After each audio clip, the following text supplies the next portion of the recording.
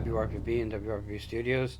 All right, so the gentleman sitting next to me, I see all the time now because we both are part of the Stuart Martin Chamber, and we actually now I'm on the board. You've been on the board a while, Yeah, a few years now. so I have to tell you the story about when I first met you in the chamber.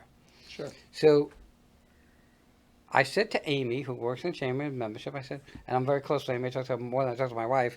I said, Jeff seems like a nice guy, but he doesn't really talk. She says, he doesn't know you. He observes, and then when he connects with somebody, he'll talk to them. And we kind of connected at some point in time, Hmm. and I go to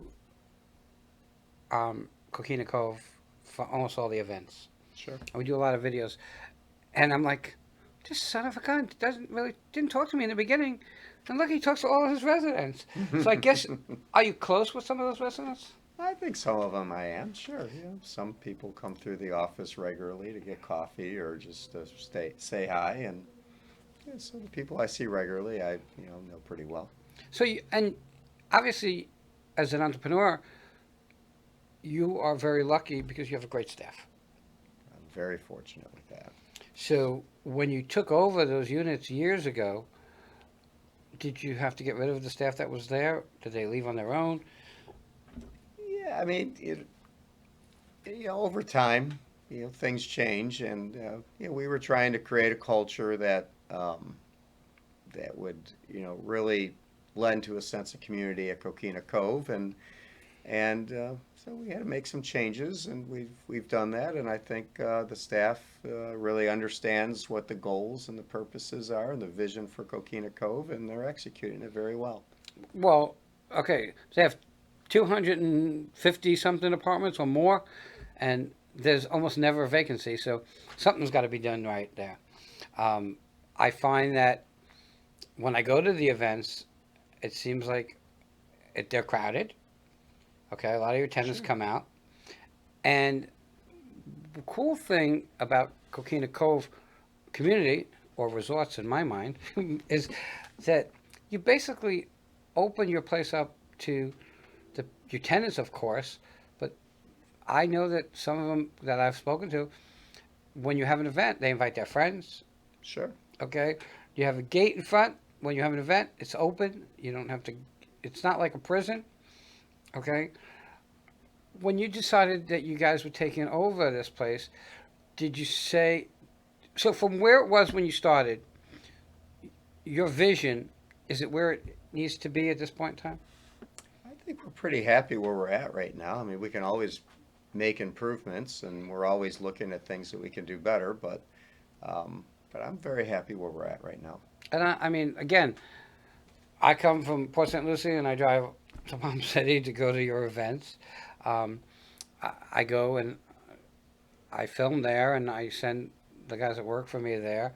I think that most people need to know that if they end up getting an apartment there, that they're getting an apartment not in an apartment complex but in a community. Yes, Okay, and that's you right. constantly use that word. Since I go to the events most of the time, I look at it as like a resort because you Sure. treat your people that way. Um, Surely none of them will ever starve because when you have an event, you have tons of food Yes. and you have great caterer, and your workers are out there connecting with the tenants. You're out there connecting with the tenants.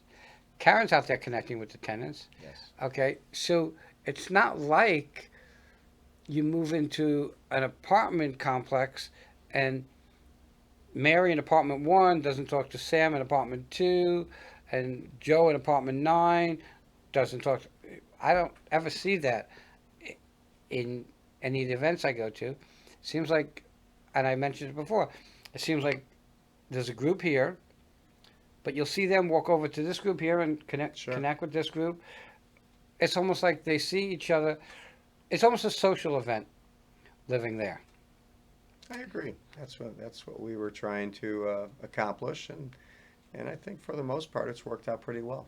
I, well, like I said, I'll never starve when I go there. So um, And I think that, though you said in one of the interviews I did with you that you don't really get involved with the events because you have such a solid staff that they take care of it. Alyssa, Casey, and Ashlyn do a great job of planning, organizing the events, and promoting them too. Every resident pretty sure is well aware of when we're having events, where they're gonna take place, and what's gonna happen, and that's part of the process. And that's why the turnout is the way it is. I would say so. Okay, Sure, and I see Casey almost every Tuesday at the chamber breakfast, sure. um, and we've become close. Um, I almost feel like I'm part of the family at Coquina Cove. Well, you are part of the family. So I can't imagine the feeling that the tenants have there that are there all day. And we know that, and I always say this, I remember coming to vacation in Florida and saying, oh my God, Florida, great, great, great. You don't realize when you move here that you got to go to work and you got to do all this other thing. But Life gets in the way. right, but you seem to make it a little less um, structured work wise and more fun time. Enjoy yourself when you're not working. And I always say that if you're in Coquina Cove, you don't really have to worry about leaving. There's always something going on as much as I get to see.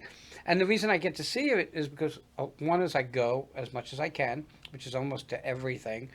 And two is I'm on, I guess you guys are in my Facebook. So every time you guys post something, I share it because I know that anybody who sees it and goes is going to have a great time, just like we do. Sure.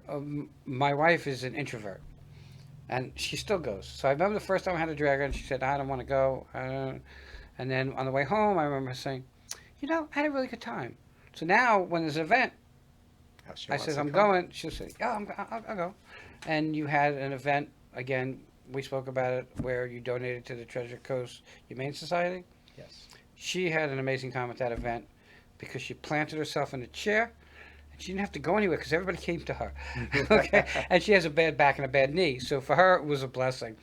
But I think that if you're thinking about a place to live, you and a move coming up in the next year or so, you really should take a tour of Coquina Cove. And I'm guessing they just have to come there, and one of the people will take them for a tour. Absolutely. If you come during business hours from 9 to 5, we'll be there. It never hurts to call first, just to make sure that we're not going to be, working with anybody else while you're there waiting. So, for sure, definitely give us a call, and we'd be happy to show you around and hopefully encourage. Hopefully, you'll see value in living at Coquina Cove at some point. And go on a waiting list because there's a ton of people that see value, and you can't get rid of them. They stay, right? They don't really want to leave. There's no reason for them to leave. It's not like okay, the scenario is where do you go that's better? And if you go and take a tour and you see the way the place is run, you won't find much better than that. And I have yet to see any of the tenants that I went to interview have any complaints. Okay, and that's probably why you have someone that has 20 years, and people go there and stay, which is a feather in your cap. Okay, Coquina Cove, go check out their website, which is coquinacoveapts.com. Correct. And a phone number, do you know it? Yes. 772-288-2115.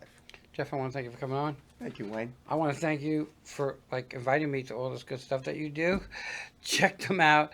It's real. You're going to really find a family there that makes it worth thinking about moving and living there.